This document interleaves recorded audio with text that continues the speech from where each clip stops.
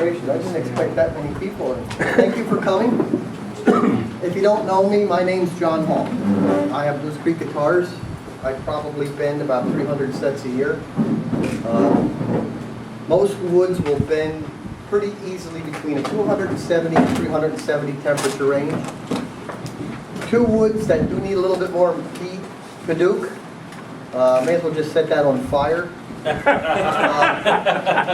That takes a lot of heat. Babinga, the straight grain Babinga will bend very well. It's a rosewood family. Don't ask me what the Latin name is for it. I just like saying Babinga. Waterfall Babinga will have a tendency to fasten. And by that I mean get a lot of flat spots. Early in my career, I would say take sides down to 85 thousandths and bend. I now say hold them about 90 to 95. If you have any mild cupping, that's going to give you a little bit of sanding opportunity to flatten. And as we all know, wood is going down in the quality of what it's been. I do not recommend light bulb bending machines, and I'll tell you why. I know 2 shops that were burned down because of it. It's cheaper, but is it cheap? So safety first. Always use a timer. Never leave them unattended.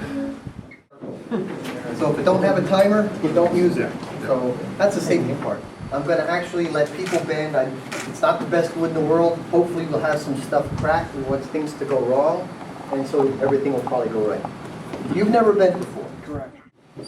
Are we close enough? Well, you should be close enough. This is a triple O pattern. There's a number of different type of bending machines. Anyway, they're all basically based on the same principle. If you want, I'll get into the design of the pattern later, but right now we just want to go and show the bending procedure, and I want everybody to try to, anybody who's never bent before, I'd like you to at least try it, even if it's a dry run. That's the machine. I just use, this is going to hold us, use the slot, and this will pin you so that your waist will be in relationship to the cutaway ramp. Or not the cutaway ramp, but the waist ramp. Okay, so we put the machine together. It's not complicated.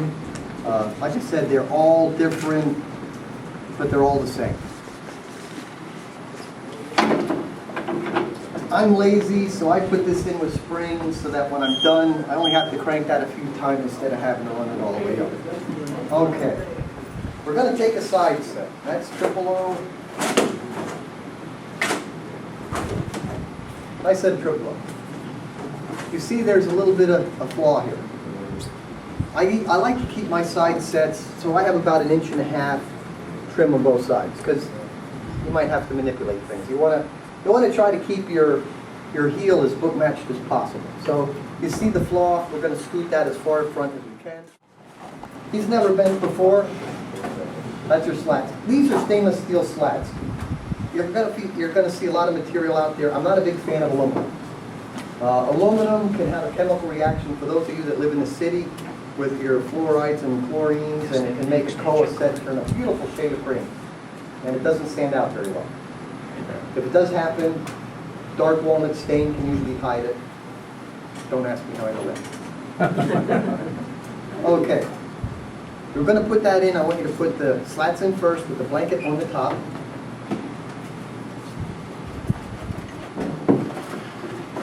Timer, controller. There's a lot of different ways to control this. This is actually a VSI switch. It's something that you can buy at Harbor Freight. They're very inexpensive. I have a $350 controller, and this thing will actually hold the temperature more stable than my controller. So these are very easy parts to pick up. Now, if you run the waist down so that you're about, make it friendly friction. Run the waist down maybe 3 cranks. Okay, now feel how does it move but firm? Mm-hmm. All right. Now let's see. Yeah, we'll reach. Okay, we'll reach. You can stand there and hold up. Normally, however you design your guitar, this happens to be based basically on a Martin triple O. Most of the waists on Martin will fall somewhere around 12 inches. So normally what I will do is measure approximately 12 inches. In this case, since we have a flaw up here, I'm going to scoot this forward. So you notice it's pre-shaped. Okay, I do not put wood in square. Everything's pre-shaped. This is for a triple O. That's for a dread. That way when we bend it, and I'll show you how to do the geometry later, this will save you a lot of work. Now, water on wood. Don't soak. 12 inches from where? Apex of the waist to the center of the neck.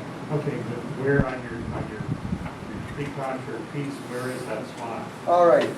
I forgot a tape measure, so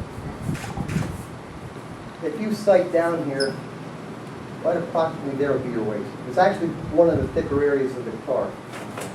And I'll put a hash mark. Now I've seen a lot of guys that buy these really tweak these things in. They'll punch holes, locator holes. I mean, they really can tweak them in. You know, I do it. I actually make the mold and my disc do all of that work for me. This is kind of like a driver. This would be my putter. So, we have a mark there. See that? I don't soak woods. If I have a highly figured piece of wood and I'm worried about cracking, Bob Gleason from Pegasus Guitars, I don't know if any of you know him, gave me the tip about using wet paper. Craft paper works very well. I will soak the craft paper for 1.5 minutes, 2 minutes in the sink. I let that saturate. I can't scientifically say that it does anything to the wood. To me, water is working more as a cooling and an anti-scorching agent. Water does, that's basically all it's doing. Some people will use different materials to soften their wood. Super soft,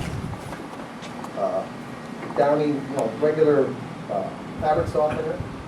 Commercially, I know they use ammonia. I'm not recommending that by any means of the way, but I don't use anything with this method. In the last 5 years, I lost 3 sets of wood. All of them were flame maple, except one set of Brazilian with a cross knot in it. I kind of figured it was going to crack anyway, but I used it in demonstration just to show that things could go wrong. I will normally use a spray bottle. I will spray my water much like I clean a window. And all I want to do is dampen the wood. I'm not worried about making it real soaking wet. You can actually just use this, and you just want to get a good coating of water. Let's see, which side are we using? This one? So you can just spray bottle it. So do you not soak it because you feel there's a downside to soaking? I don't like soaking too much water, especially when you see ribbon wood like this. Chances are we're going to have a little bit of cupping.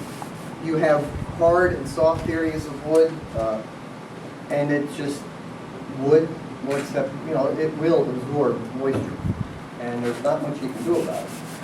So you want to be careful on how you bend to try to control that aspect of wood. This is just going to be basically an anti-scorch agent. The spray bottle would work a lot better. All right, plug it in. Normally I have this thing plugged in, I have it start and heat up a while. You notice I don't have water dripping off of it. You can see a little bit of sheen. That's plenty. All right, we're going to bend 2 sides. So you want to lay the 2 sides down. I generally mark them so that I know my right and left. And I always lay them down that way so when I pick it up, I have my right and left. So stick that in there. Because of that flaw, and I'll put it between, we're going to go metal slat, wood. You might have to back up the ram a little bit. We're going to go with metal, wood, metal, heating blanket on the top. This is a 5-watt blanket. It does get hot, and it gets hot in a hurry.